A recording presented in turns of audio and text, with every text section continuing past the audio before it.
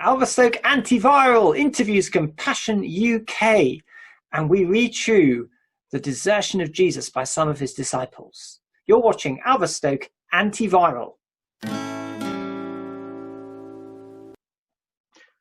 Well, good afternoon, good morning, or good day, whatever time you are tuning into this. And we're going to start off this week's Antiviral with a look at what we had preached to us on Sunday, which came from John's Gospel, chapter 6, to do with the words of truth. Andy, you were the one who were preaching that. What do you think? One of the things that you talked about in there was how the crowd and some of Jesus's disciples, in fact, quite a few of the disciples in quotes, because we're not talking about the 12, how some of them found Jesus's teaching hard to accept.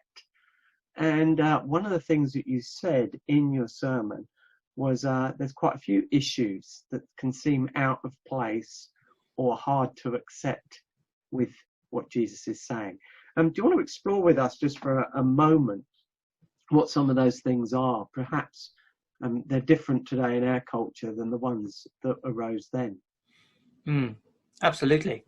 I think it's very easy for individuals to look at the issue that's hardest for them to swallow and to think, oh, this one is the stickling issue. I find this bit so hard. Therefore, this is the hard issue in the Bible. As you say, travel around the world or read the works of the past from different times and different cultures and different people in different belief systems and situations. And what you'll find is that all sorts of people find all different things to object to or to agree with. So, back in the first century, Paul says Christ crucified is a stumbling block to Jews and foolishness to Greeks and Gentiles. And yet, for some reason, I think in our sort of Western 21st century context, the idea that Jesus died for you, we think that's the nice part. Oh, Christ died on the cross for me. That's the nice. Back in the day, they would think, whoa, your king, your Messiah, your God incarnate died on a cross. It's unthinkably offensive and unimaginable. It's just, it would not have come up because they lived in a different culture. And so in the same way, if you speak to someone from an Islamic background, they're probably less likely to have issues with things like heaven and hell and judgment day and all that stuff because, well, that's taken for granted. And within some cultural frameworks, it's really, that stuff makes perfect sense because what do you do with the sins and the wrongs that go unpunished in this life? What's the solution? And in the same way, in the 20th century, in the West, there was a big pushback against doctrines like Jesus dying on the cross for our sins. It's called penal substitutionary atonement. He atones by dying as our substitute, taking the punishment for us. Some people find that so hard to think about, that God demands the blood of Jesus as punishment for sin, and it's rejected. In other contexts, it seems to fit and make so much sense, and it's another thing that's offensive. And if you travel to another culture around the world, you might find, they find that bit really easy to accept. The thing in the West, for instance, like, I don't know, there's loads of stuff in the West we struggle to accept. The church in other parts of the world think, well, yeah, obviously. And I think the reason for that is each of us is an idolater, and in our heads, we have suppressed truth. Suppressed truth. That's what Romans says. We suppress the truth when we sin. And so we each come up with our own sort of theology and framework and belief system in our cultural, informed by our culture and experience and reason and other things. And we suppress the truth in different ways. So the truth is the truth, but unbelief disbelieves it in different ways. And so when we talk to someone, I think it can be a really big mistake to try to defend issues that aren't under attack. I might feel, because it's my issue, that the authority of the Bible and the historical accuracy of it is the thing I need to hammer home when I'm defending the gospel to someone. Actually, they may be quite at peace with that issue and have issues about other stuff like the moral content of Jesus' teachings, like some of the nice stuff that we would think about, like the idea of meekness and service and gentleness and serving others and self-sacrifice. Our culture loves that. 100 years ago, in the philosophy of Nietzsche, he thought this is a slave religion. This is pathetic. We need to be sort of, macho heroes, and Christianity is pathetic. And so it's disbelieved in different ways. I think that's what I'd say. And so it all depends on who we're talking to. So you might have, I don't know, do you have an issue that's particularly harder that took you longer to accept, maybe? Oh, it took me quite a long time to accept the thought that God saved you because he'd chosen you. And that threw into sort of the melting pot this idea that we were completely free spirits who sort of arbitrarily could go for one thing or another as we were inclined. Yeah, That's a poor explanation of it. But yeah, that was quite a thing, and that God was in control and nothing caught him out. Yeah, so that was one of my issues. And still, you find some things difficult because, again, they clash with the way we want to live sometimes. Yeah, and that relates to the next question you were going to ask. Yeah. Do you think these difficulties ever go away? This reminds me of a conversation I had with someone a few years ago, Christian brother, and we were in a coffee shop and we were talking, and he was talking about this issue you mentioned, sovereignty, the idea that God is in control and we're not absolutely free and ultimately self-determining. And he says, God is sovereign and humans are responsible. And we saw that in John 6, didn't we? We saw that with Jesus' teaching. And he thought, okay, I recognize there's a tension there in terms of my understanding. Is that ever going to go away? Or am I ever going to get a resolution on that? Is it ever going to make sense? And I'm going to understand how those two things can coexist and fit together. Is it ever going to sort of become logical in my head in a way that it's not at the moment? And I think, in all honesty, the truth about God is the truth about God.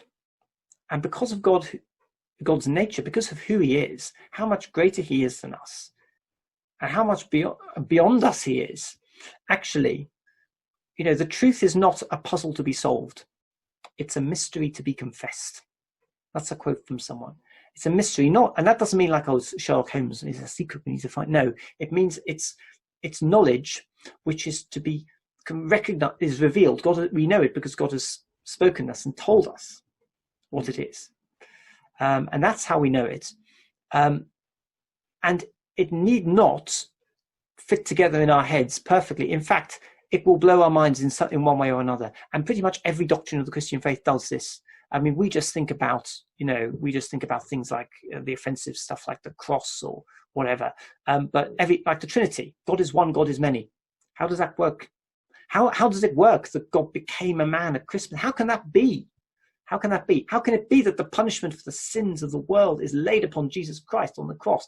Surely that how does that work mechanically? We don't, it's a mystery to be confessed, but we know it's true because God has revealed it. And there will always be a point where the truth reaches a point where our reasoning and our explanation for things runs out, because we're talking about a God who is so much greater than us. And the reason it's that way is that so we will worship him and we will praise him. If we had God in a puzzle and my friend in the cafe could get the answer which would finally make sense of how sovereignty and free will fit together, then, God would have been a problem to be solved, not a God to be adored, who is above us and beyond us, and whose paths are beyond tracing out. So I think we can understand to a point, but our knowledge has revealed truth, and it's a mystery to be confessed and a God to be adored, rather than a equation to be remedied. Does that make sense? Yeah. I mean, in life groups, we're also looking at John's Gospel, and you have Nicodemus asking questions, how can this be? I mean, we don't know his exact tone, but he's almost saying, well, this is ridiculous, this idea of being born again. How can you go back into your mother's womb? And then Jesus tells a story that people bitten by snakes who are dying, who all they needed to do to live was to look at a bronze snake on a stick. And you can imagine Nicodemus or the modern scientist saying, how can that work? What's the connection? Why should looking at a bronze snake on a stick help anybody? And there's a similar thing with, as you're saying, with how can Jesus' death on a cross forgive and save and restore us? Yeah. And that's why some people stumble at it, because you can't work it out logically or scientifically. Yeah. Did you want me to ask you anything else? I thought you came up with another question. I did. Why do you think people have difficulty with the identity of who Jesus is? Depends on the person. If they're a 20th century secularist in their background, they'll probably think, how can this man be God? If they're a first century mysticy Gnostic kind of person, they'll ask, how can this obviously divine person be fully human? We find different parts of it offensive. I think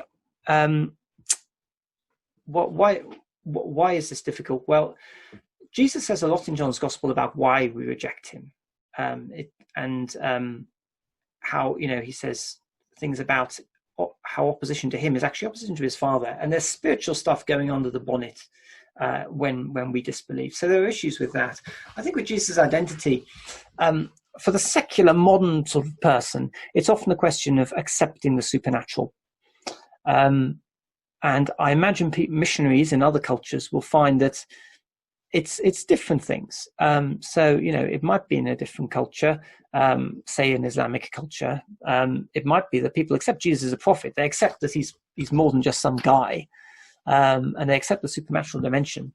But they might have a real sticking point with the fact that he is the Messiah and the Son of God, and that becomes the offensive part. So, I think there are lots of different things which make you, which you can find fault with, if, as we all are, because we're sinners, we are inclined to find fault with us, and that's why we need the work of God's Spirit, and we also need to faithfully present what the Bible says and the Jesus who we have, not a Jesus who we would prefer.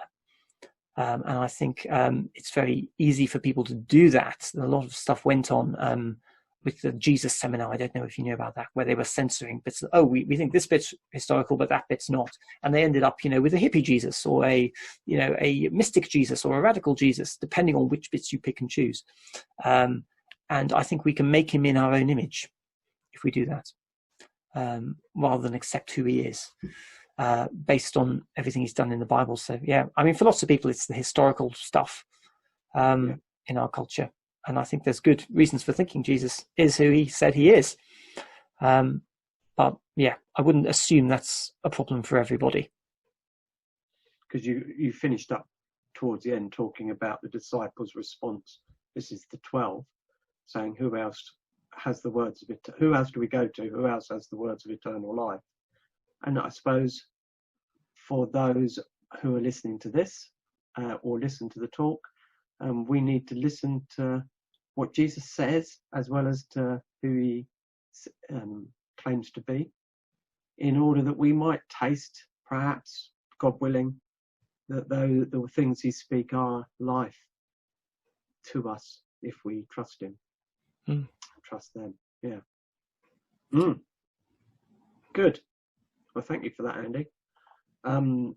We're going to continue now with a couple of things.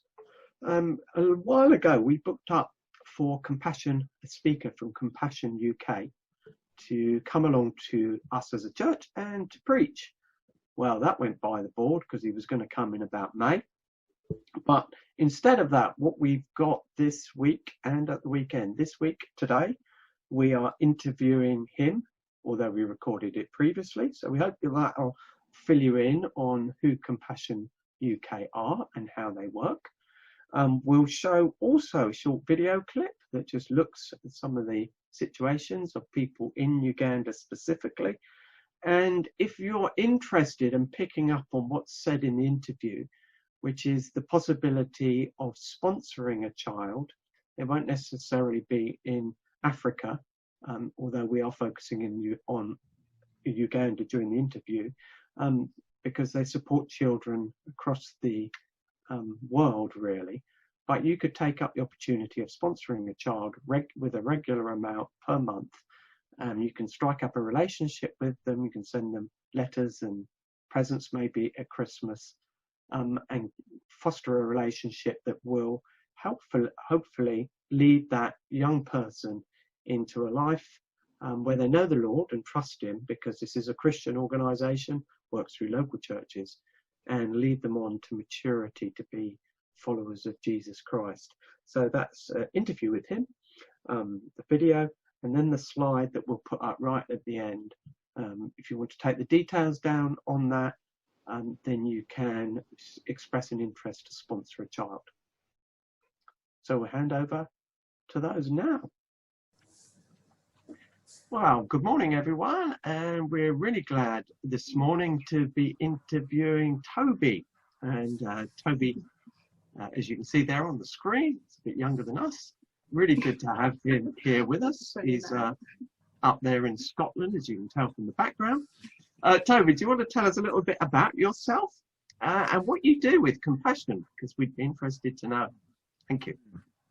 Yeah, so unfortunately I'm not really in Scotland as much as I'd like to be, a bit closer to you guys. I've worked for Compassion for a couple of years now, and my main job role is to work with churches and sort of be the middleman between the church and the charity themselves. So if any churches go out on trips or they sponsor children, I'm the person that they... your middleman, basically, go between. So I get to spend a lot of my job going to churches, or at least virtually these days, and preaching and teaching about God's heart for the poor, as well as what Compassion actually does and the way we work around the world. Great. Is there any aspect of what Compassion do that's quite unique, that maybe you could explain to us, and sort of what's involved in what Compassion do?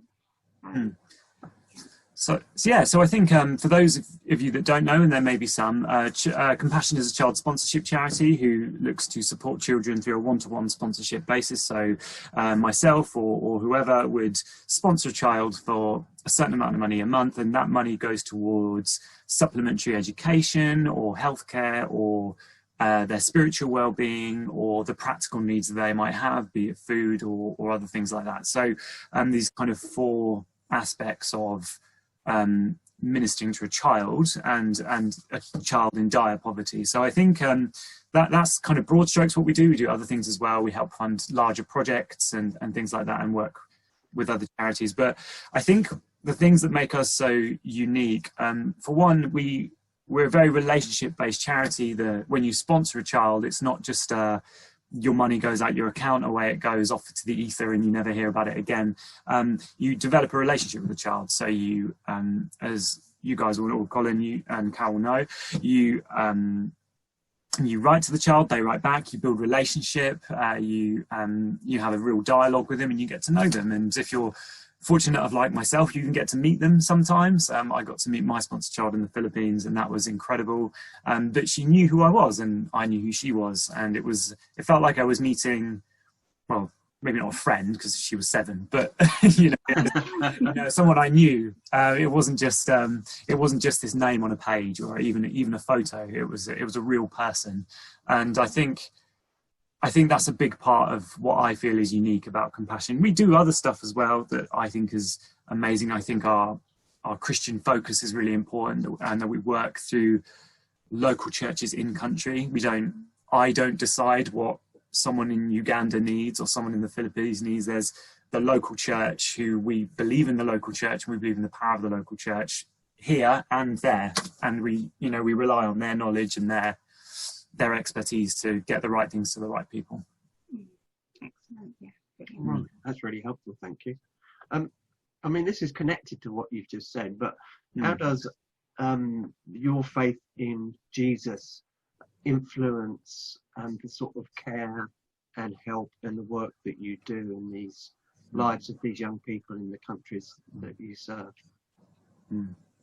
Well, I think we are all called as Christians to do to do good, but not for our own benefit, purely for the glory of God. And He has called us to do that in whatever way we can. And I think that Compassion holds that very centrally to we're a ministry. We're not a business.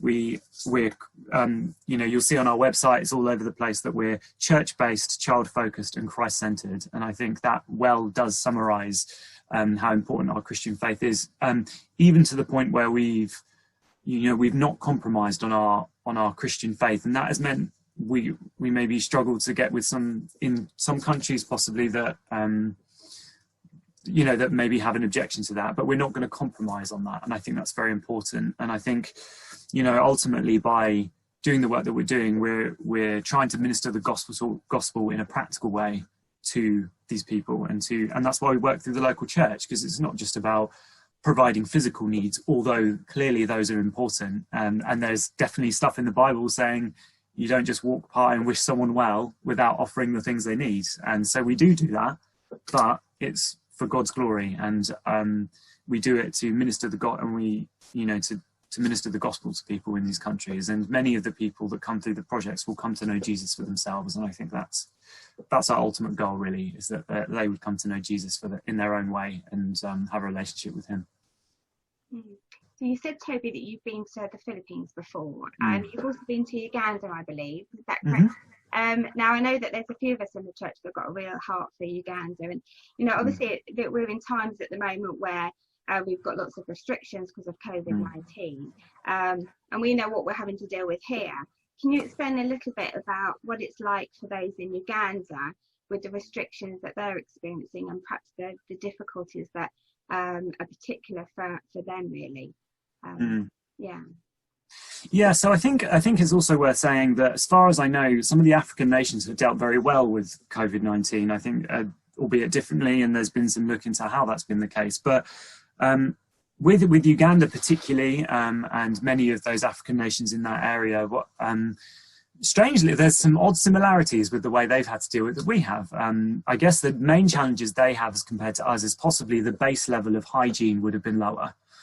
So the spread would have been much quicker, in the sense that, our hygiene standards in the UK generally are better, especially if you're comparing some of the slum areas. Clearly there's hygiene issues there that we wouldn't face in this country, but actually, food parcels, face masks, hygiene kits, getting food supplies for people, that sounds very familiar to me. It sounds like the kind of things we've had to do here for people maybe who are shielding, or people who have not been able to get out to the shops.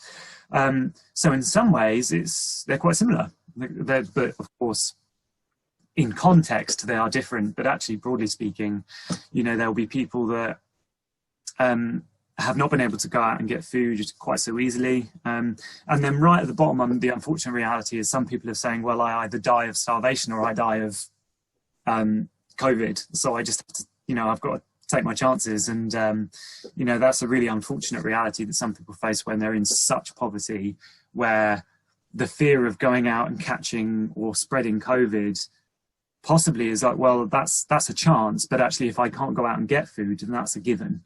So I need to take a chance here. I need to make a choice. So I'd say that's the extreme end.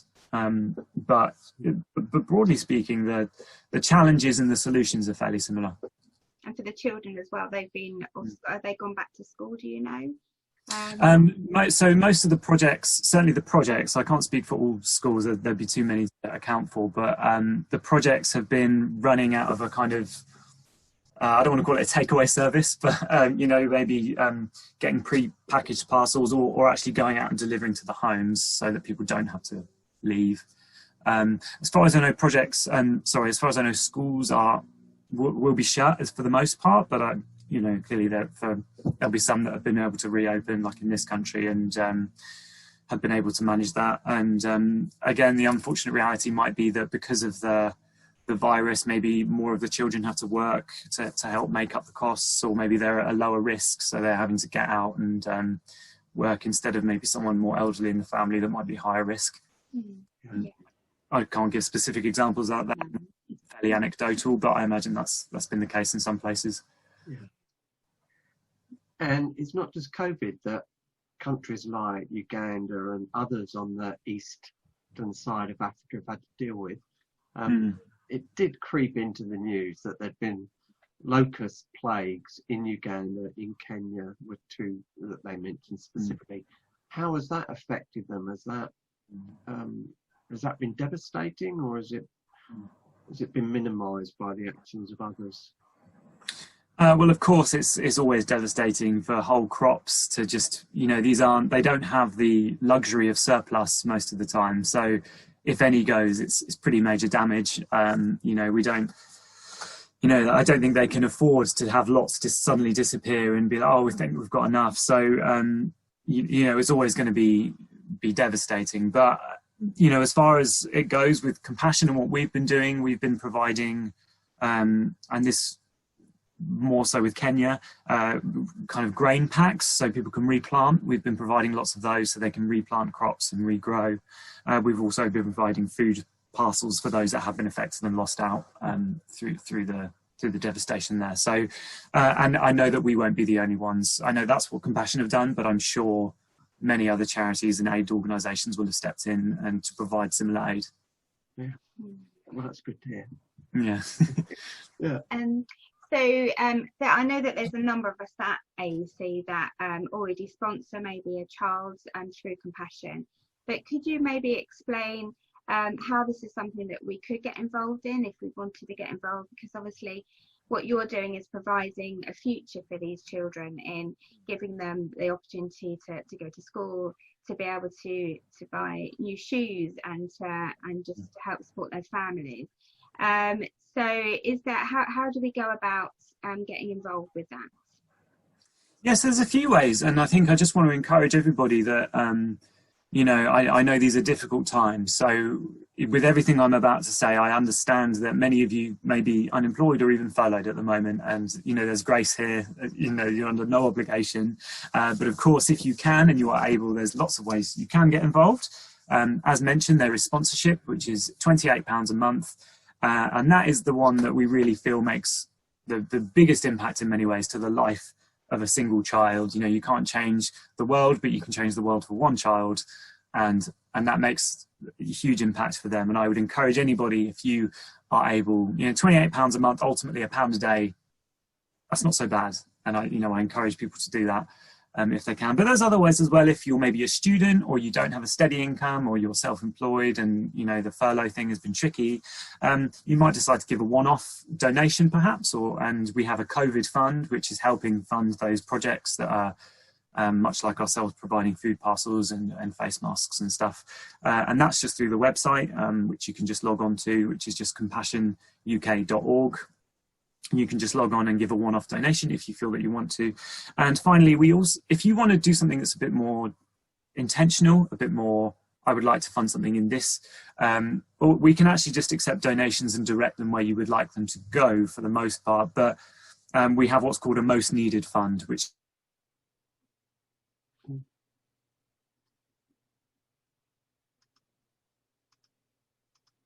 Toby's frozen. Oh, I think you froze there, Toby. Oh, frozen again. Yes, I think of dodgy internet connection here. Are we okay now? Could be our internet, who knows? Who knows? So you were describing the third way that you could help in your most needed fund. Yeah, so the most needed fund is as it sounds. It's where we direct that will constantly change throughout the year or even every few months. It will just go to what we need most of the time. You won't always know exactly where that's gone, but if you feel that you want to donate to something that's kind of constantly changing, then you can give to that as well. Yeah, and I would encourage, if God's laid it on your heart to sort of get involved with that, and you want to look, go to that website and have a look, and because I know that that £28 a month will make a huge difference to one child and their family. So have a little look at that, and if you feel that God is asking you to do that, then do it. Yeah. Well, I should have said as well, at some point in this meeting, you might have already seen it, or at the end, there will be a PowerPoint slide with a text to sponsor number. So if you feel, yeah, I want to do this right now, don't delay, you can just text the code that's on the screen to the number also on the screen, and it will take you straight to an area where you can sponsor children. So there as well. Brilliant. That will be good. Thank you very much. Just one final question.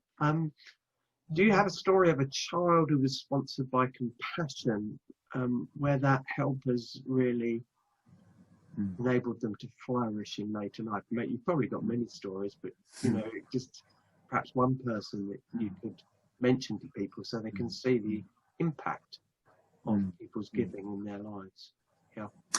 Yeah, I mean the biggest story I can think of, and I guess I'd almost like to do two, because I think it's easy to focus on the big. Actually, there's some really small scale stories as well. So if you wouldn't mind, maybe I could give you a couple.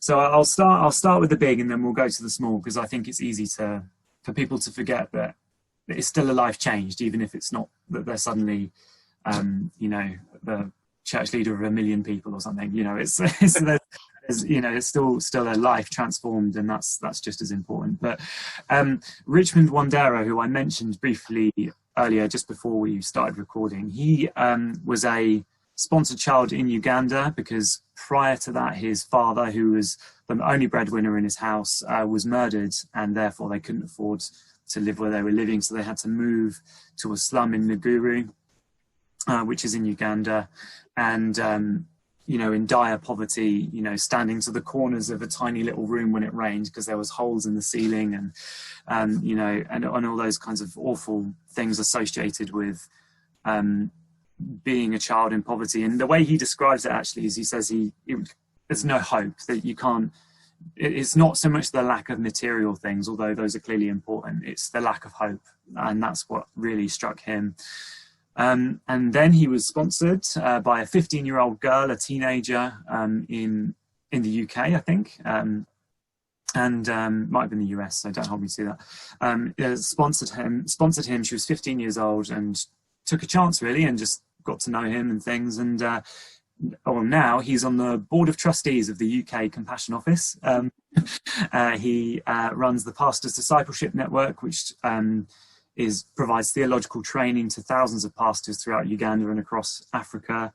And I've seen his campus; it's fantastic, and it was just amazing to see that, because he said that so many of the African pastors in the area just don't have any theological training, and so he's helping provide that and helping really meet a need there. But so that's really large scale. I mean, he's doing huge things to transform the landscape of Uganda, and even today, just helping even us in the UK with some of the training that we were doing as well. So he's really transformed. Doesn't do it justice, really, because he's changing the lives of all those pastors and all the pastors' churches that they're going to go back and minister to. So it's really changing Uganda in a big way.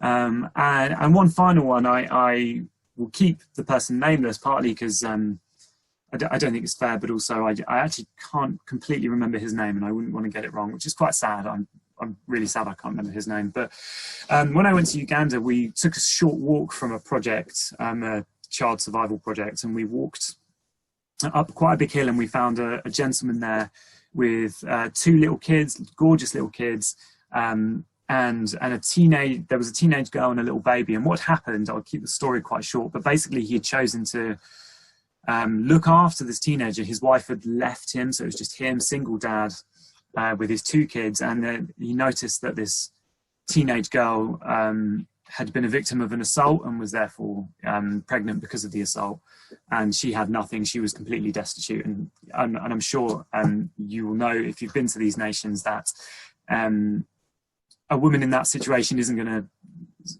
really struggle, I'd say, at least at minimum. And he took her in and helped her, but he had nothing himself. He was just a kind of manual labourer, and they had this little wooden shack basically that they were living out of. And when I went to visit that project, Compassion had stepped in. The 2 children were being sponsored, and they were going to school, but also they were providing him with work. They were actually upskilling him as a parent to get more skilled labour later on. So he was doing the paving on the church's building project. It's incredible, not only because he wasn't a Christian, but he was literally building the church and they were preaching the gospel at him while he was like learning how to do this paving.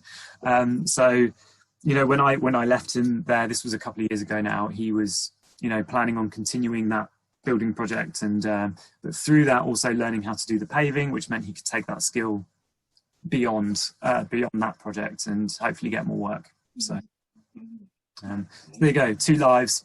Yeah. 2 very different paths, very different scale, but I think hopefully he'll come to know Jesus at some point. I hope you already. I don't think I'll ever know, but Jesus knows, and that's good enough for me. Yeah, that's brilliant. Toby, that's really great to get a little bit of an insight into compassion, and to hear what you have to say, and particularly to hear about lives that are changed and influenced by the support of others. We do have quite a lot of resources in the UK financially, even with the current situation. So perhaps some of our people will be encouraged to support a child or help in another way. Thank you very much for your time. Really appreciate it. Not at all. Pleasure. Folk, we'll provide more information. We may have done it already. We haven't exactly sorted out the schedule of when we'll show the videos and when we'll we know when we'll have Toby come and speak to us, which is on the 29th of November in the morning stream. But do tune into those, and if you want, take it a little bit further, certainly in prayer and maybe even in support. Thanks very much, Toby. Yeah. My pleasure. Thank you. Thank you. Thank you. Right.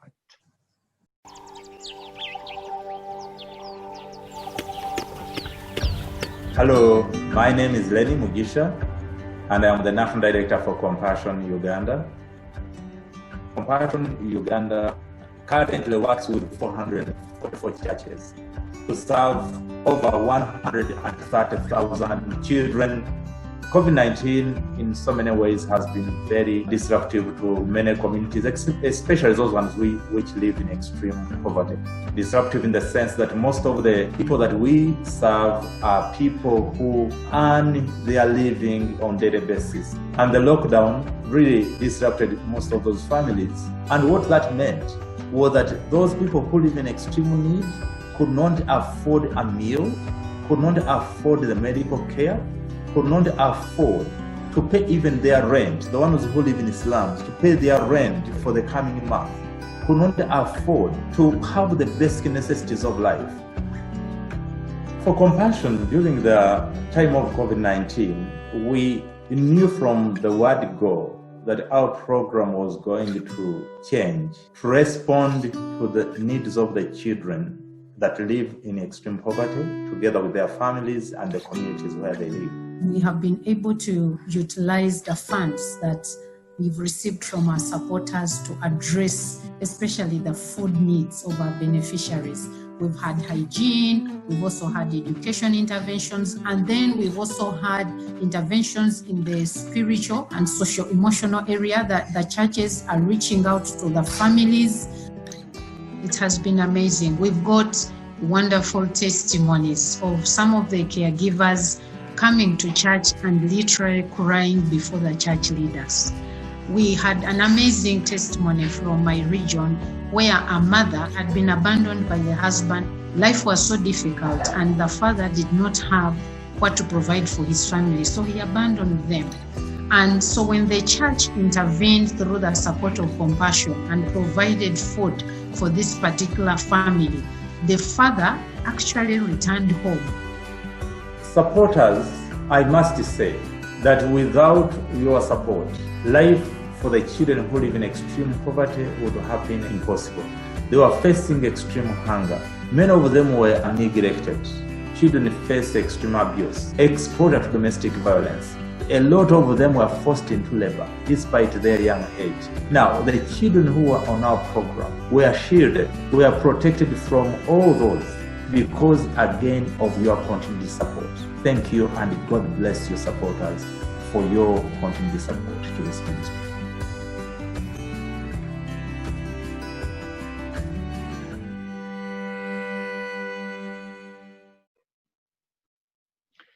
Well, we hope you enjoyed the interview with Toby.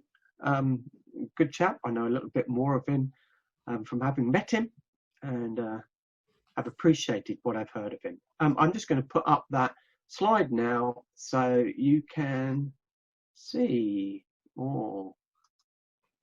So you can see that slide. Here we go. I think it's that one. Does that show up all right, Andy? Yep. We'll just do it like that. There. So there you've got the details. It could cost your network text charge, although a lot of us will have free text charges these days, so no charge. But if you text sponsor Alverstoke EC to 88802, they will send you a confirmation by text with a link, and that will take you to their website where you can find out more information about how to sponsor them. I feel like I'm doing something like I'm a celebrity here. I'm about to read all the terms and conditions, but there's not that complicated. If you alternatively want to text sponsor Alverstoke EEC to a number, then you've got that number on the screen, 079 843 77587. I'll leave that up on the screen.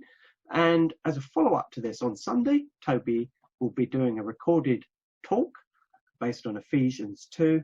We'll show another PowerPoint slides and perhaps another video on Sunday, and show this again. So you have a second chance to pick up on what we're looking at. Right, I hope you've had time to look at that now. I'm going to stop sharing it. And all that remains for us to say is stay close to Jesus and wash your hands.